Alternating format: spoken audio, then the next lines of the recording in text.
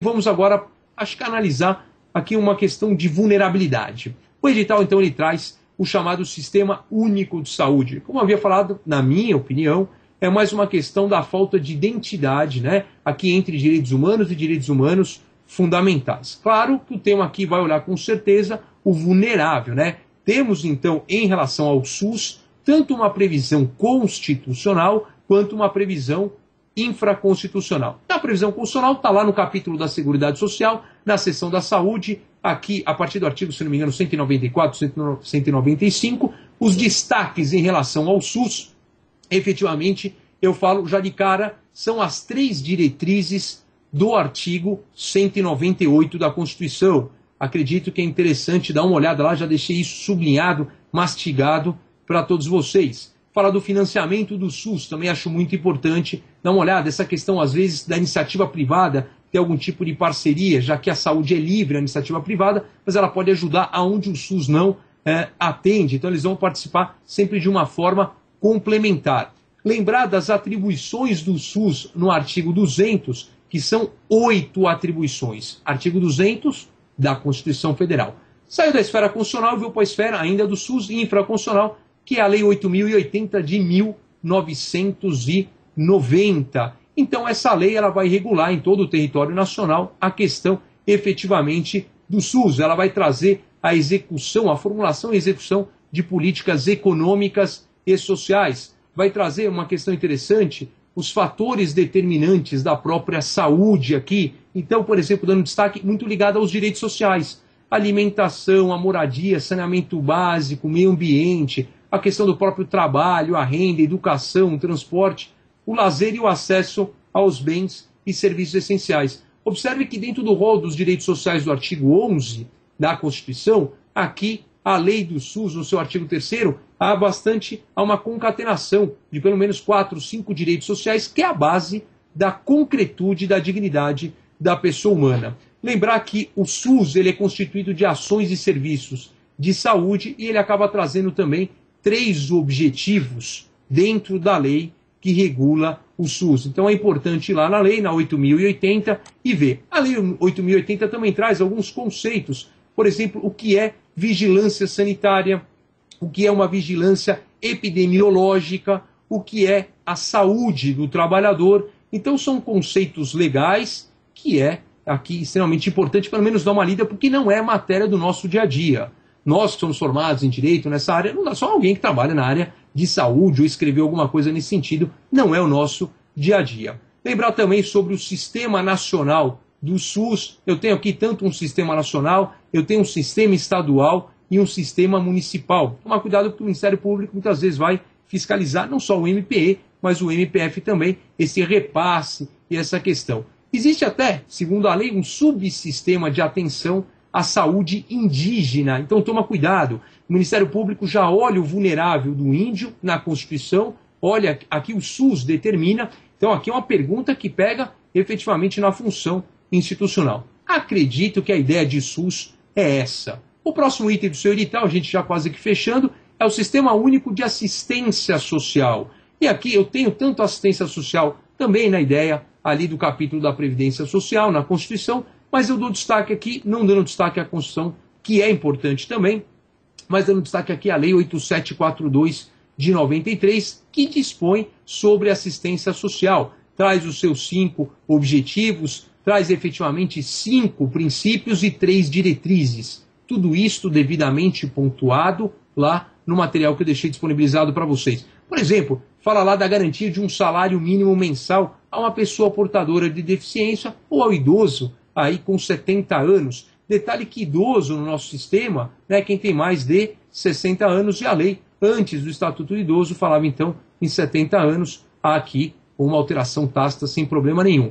Aí também um conceito de família, né, ao que é um conceito de pessoa portadora de deficiência, há um conceito de incapaz, ele traz quem faz ou não faz jus aos chamados benefícios eventuais aos serviços assistenciais, também fala o que compreende ou não a questão da assistência social. A lei ela é curtinha, tem 25, pelo menos acho que eu pontuei aí uns 20 e poucos artigos, eu acho que é a síntese do necessário. Chegamos aí quase que fechando. Antepenúltimo assunto nosso, item 1.7, os direitos das pessoas portadoras de transtornos mentais, especificamente a Lei 10.216 de 2001. Eu acho que o mais importante aqui é o parágrafo único do artigo 2º da lei, que traz os direitos da pessoa portadora de deficiência mental. Ele pontua 9 direitos de modo expresso e traz também aqui a questão da internação psiquiátrica, quando pode e quando não pode fazer. E aí, dentro dessa ideia de internação psiquiátrica, 3 ideias sobre internação voluntária, internação involuntária e a internação compulsória. Já vi pergunta nesse sentido e acredito que é muito importante pautar nesse caminho. Nosso penúltimo assunto, aqui sobre a igualdade racial. E aqui eu tenho 2 questões. Em nível internacional dos direitos humanos, que eu tenho tanto a Convenção do Sistema Universal para a Eliminação das Formas de Discriminação, mas eu destaque aqui no nosso sistema, na Convenção Interamericana para a Eliminação de todas as formas de discriminação contra pessoas portadoras de deficiência, ratificada então pelo Brasil em agosto de 2001. E nós temos também o nosso Estatuto de Igualdade Racial, a Lei 12.288, que é de julho de 2010. Essa lei, então, que vai instituir, na verdade já instituiu, o Estatuto da Igualdade Racial. Então, ele é destinado efetivamente à população negra, assim como fala a própria lei. E ele traz conceitos. Ele fala o que é discriminação racial, étnico-racial, ele fala o que é desigualdade racial, desigualdade de gênero e raça, população negra, políticas públicas e ações afirmativas. Traz também aqui diretrizes acerca do Estatuto da Igualdade Racial,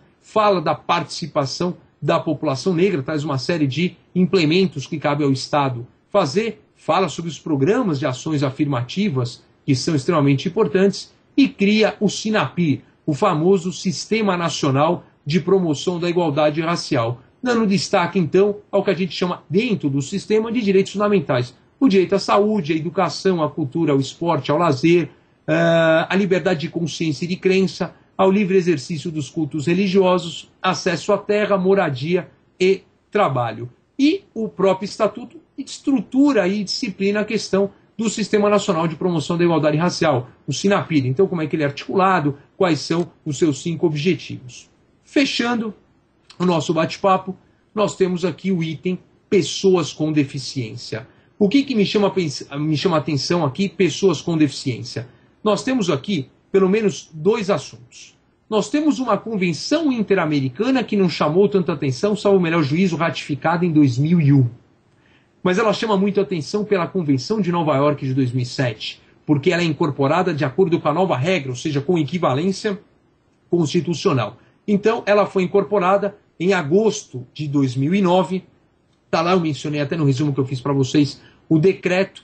E o que é interessante? Ele vai trazer aqui, é uma convenção curta, tem também o seu protocolo facultativo, que cai na sua prova, mas ele traz, então, os propósitos da convenção, o que são pessoas com deficiência, traz as definições de comunicação, de língua, de discriminação por motivo de deficiência, de adaptação razoável, de desenho universal, traz uma série de princípios, se não me engano, 8 ou 9 princípios gerais, traz as obrigações gerais, principalmente aos Estados-partes, em relação ao que eles devem fazer ou não, traz o que eu chamo de vulnerabilidade da vulnerabilidade. Como assim? Deficiente já é um grupo vulnerável.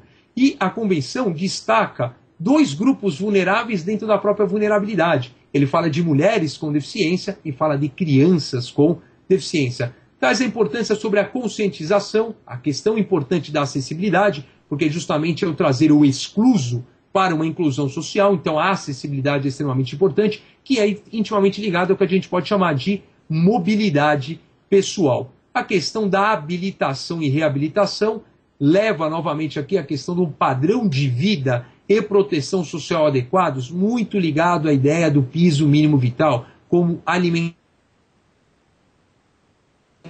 Uma questão interessante, a criação do Comitê sobre os direitos das pessoas com deficiências. A ideia é sempre nos direitos internacionais sobre os direitos humanos, o comitê vai efetivamente proteger, fiscalizar e cobrar. Então vai falar aqui como é que elege os membros do comitê, quais são os seus mandatos, a questão do relatório. Ele traz também interessante conceitos sobre o que é a integração regional em relação a isso. E o seu protocolo o protocolo facultativo vai trazer efetivamente o reconhecimento à competência deste comitê. Quando pode ou não pode receber efetiva comunicação.